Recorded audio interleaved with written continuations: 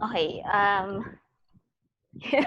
kasi 'di ba sobrang hirap ng ng situation ngayon because it's all very political, ganun. But I try not to be, Yeah. alam mo yun, I not try to put myself in one political. Okay, kasi 'di ba sobrang hirap ng ng situation ngayon because it's all very political, ganun. But I try not to be, Yeah. alam mo yun, I not try to put myself in one political box, ganun. I try to look at in a more critical way. But this is what I've been doing for the entire 2 weeks. No, okay, so I delve deeper into Netflix and then medyo mauubos ko na lahat ng stand-up comedies there. Kasi yun yung one of the things that I like watching talaga, mga comedians.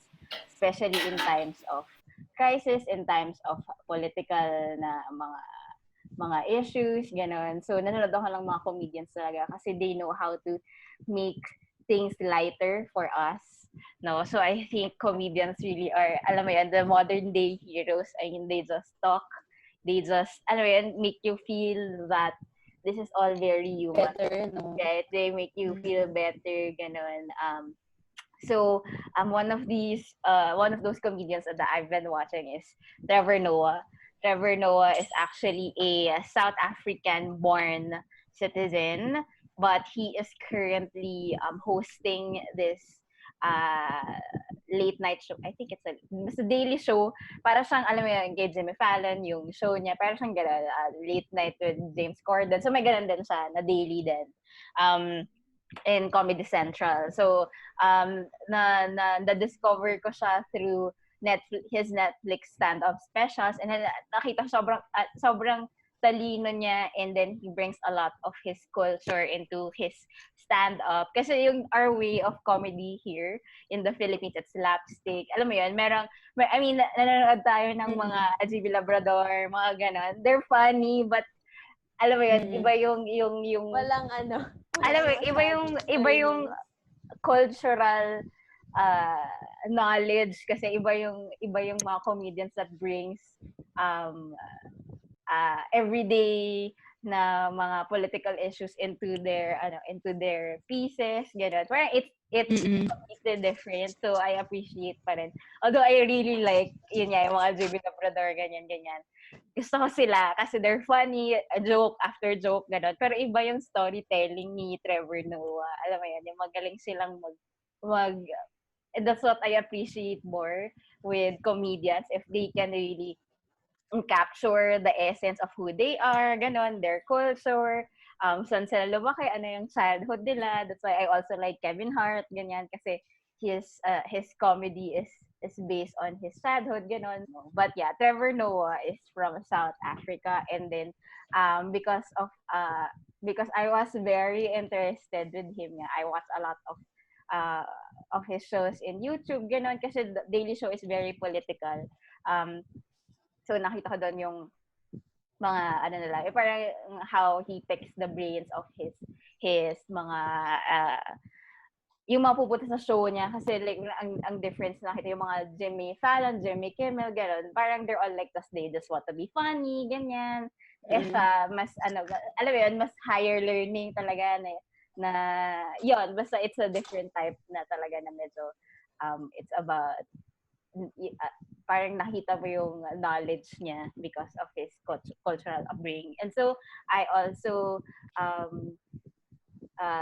I'm currently reading his book, Trevor Noah, Born a Crime, because I find this interesting kasi, as mentioned, diba, he was born in South Africa in the time of apartheid. So if you're not familiar with apartheid, this is the time where South Africa was a country for white people.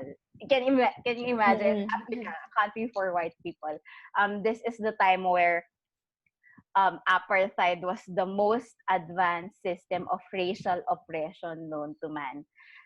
Ang heavy nun, diba? Trevor Noah kasi, he has mixed parents. So, his mom was a native of South Africa. So she's black, and then yung dad niya is expat from Switzerland, I think. So he is half white, half black, which is a crime in South Africa. What happened in apartheid is that, if you can see the picture here, yung yellow, for use of white people only. So if you are a black person, you can use the subway, for example. You can't use public transportation because it's illegal, even though that's your land, di ba? That's where you were born. And then kung sino pa yung um, strangers o yung hindi pa born in those lands, sila pa yung mas pinaprioritize of that system. Because what they did was to actually, these whites, they were people in power, they were people that has knowledge, sila yung nag-build, and then they went around the world to see kung ano yung best way to implement an institutionalized racism. And actually what they did was to force the removal of natives in their own land. So they were becoming slaves, and they were being segregated in the very essence of being segregated, as in black lang dito, white lang dito. So ganun ka-institutionalize yung racism doon. But still, Trevor Noah is one of those people who were born a crime. Pero the difference is, Trevor Noah, most people kasi in that time, I mean, hindi mo kasi maiiwasan, according to the book, since sex is very human, so hindi mo siya maiiwasan. So there are instances that although they were segregated, white women, black men, no, although they were segregated, they still come together. They still, alam mo yun, they still have this human na connection. That's why there were still people who bring these babies to this earth that are mixed babies, that are both black and white. So ang ginagawa nila usually, since it's illegal in their own land, they fly elsewhere. They go out of the country to live in a non-oppressive state. But kay Trevor Noah, tinago siya ng nanay niya sa South Africa, knowing well that he might get taken away by police, he might taken away by the government, mapupunta sa prison yung nanay niya. 'Di ba? The costs are there, and then oppression is really high, but still he was able to live in that society even though he was a crime. And then I saw that this was very interesting kasi until now, kasi apartheid is no longer there because in the 80s, and then si Nelson Mandela, if you remember him, no, siya yung naging president naman of South Africa when apartheid was abolished.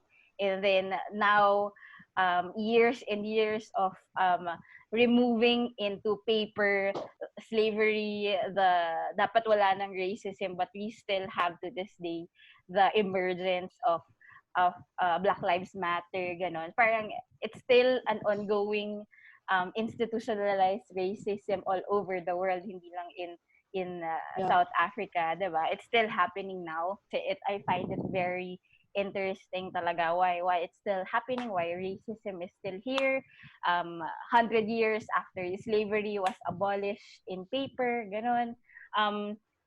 Parang if you are a common person, you would think that if you are a good person, that oppressing and segregating people, it's bad, diba? Parang hindi mo na dapat siya pinag-iisipan. It's bad. Racism is bad, right? But why is it still there? So, I came across this interview of Trevor Noah with, who is this? Neil deGrasse Tyson. Sorry, nakalimutan ko. I mean, Jeka is into science, diba? So, I'm sure you know who Neil deGrasse Tyson is. So, may interview siya. So, meron siyang bagong book, actually. O sinasabi niya doon that science and physics, ganyan. Basta science, your common knowledge in science, it can be used as a tool for war.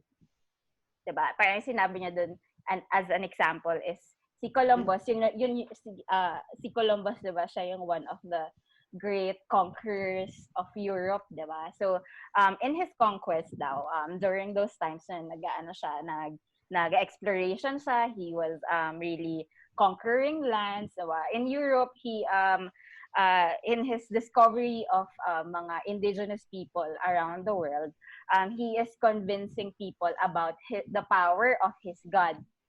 What he did was to actually trick people to give him food from their harvest. So for example, he went to an indigenous place in Europe, no? Sabihin nga doon sa mga tao doon na, give me all your harvest, I need it for my exploration. And then yung mga tao, what? We need our food, hindi na kami makakapagtanim ulit kasi ito lang yung harvest namin, di ba? Kasi seasonal, di ba? So hindi na siya makapag-harvest again for a long time, ganyan. Pero sinabi niya, my God is powerful. Ganito yung gagawin niya kapag hindi niyo binigay sa akin yung food niyo. So sinabi niya, since he knows that the lunar eclipse was coming up, ginamit niya yon as a parang power of God. Parang ginawa niyang story dun sa mga indigenous people na kapag hindi niyo binigay sa akin yung harvest niyo, magdidilim yung mundo and hindi niyo makikita yung sun. So madilim kahit umaga, 'di ba?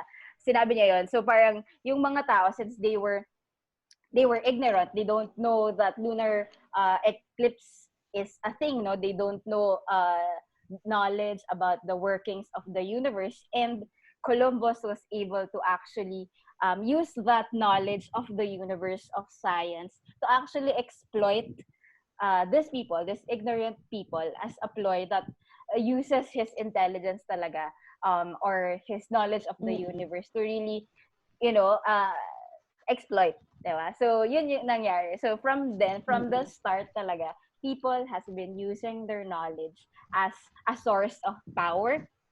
So similarly with apartheid, no, yun din yung nangyari. Parang these white people, they seem like they are more superior, they are more knowledgeable, and they studied all the most effective types of racism, so they can actually build the most advanced system of racial oppression known to man, which is apartheid. So that's a part, I think that's the common thing, no. The more people know, the more they use their power into exploiting people. That's why, you know, there it is common for us, if you agree, no. We put intelligent people on a pedestal. The more, diba, the more they are educated, we put them in the pedestal na, matalino yan.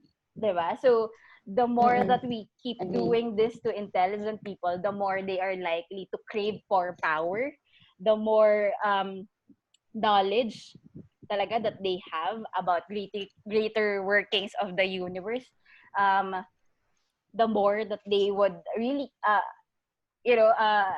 exploit and, use their power to really, alam mo yun, parang advance themselves, right? So, I think it's an important aspect of human lives also to know your human rights, your communication rights, your social structures, your general science, your history, and others. I think it's important for us to really learn these things so that we are not to be ignorant, and so that we are not to be exploited by these people who are craving for power all the time. And that's why I think our generation, we crave so much the we call for equality so much, because I think over the years we have been more we have more access to knowledge, to learnings, diba? I quote here, no, this is from Neil deGrasse Tyson. If you have knowledge of natural predominance of the universe, you have nefarious motives. So if you have a bad agenda, ganyan, you can exploit anyone or anybody who does not. So, diba? That's what's happening now. That is, I think, the cause of greater oppression in the modern society, though. But the more people who are actually learning, who are learning about the common or important aspect of human lives, the more lesser for this knowledgeable people to use that against us, diba? The normal people, diba? So yun. So I think that for us to advance and really, advance that the call for equality, we also want to be knowledgeable of natural phenomenon, or the knowledge of the universe, like what I said nga, human rights, communications, social construction, general science, history, and others. We have to be knowledgeable of that, because in a modern society like this one, in the digital era, there is really no place to be ignorant. I mean, all the Mm-mm. communication media are there to use to cultivate. I highlighted that, cultivate the habit of learning and critical thinking. It's important for us to not go through this all types of oppression and segregation. No? Parang don't, diba, if you have all this media already to learn, use it so that we will not go through all these things again from history, diba? So it's really important for us to do that. Okay, yan. So kasi as we know, historically, ignorance has been the death of many civilizations, many great civilizations. So that's why there is really no place of ignorance here in the modern society. So again, what's interesting is always have that cultivate that habit of lifelong learning, and critical thinking, to create, to have that knowledge, and hopefully use that knowledge to create positive differences, and not to exploit, not to, you know, put yourself in a pedestal. So alam mo yun, so integrity, all those things na. So ayun.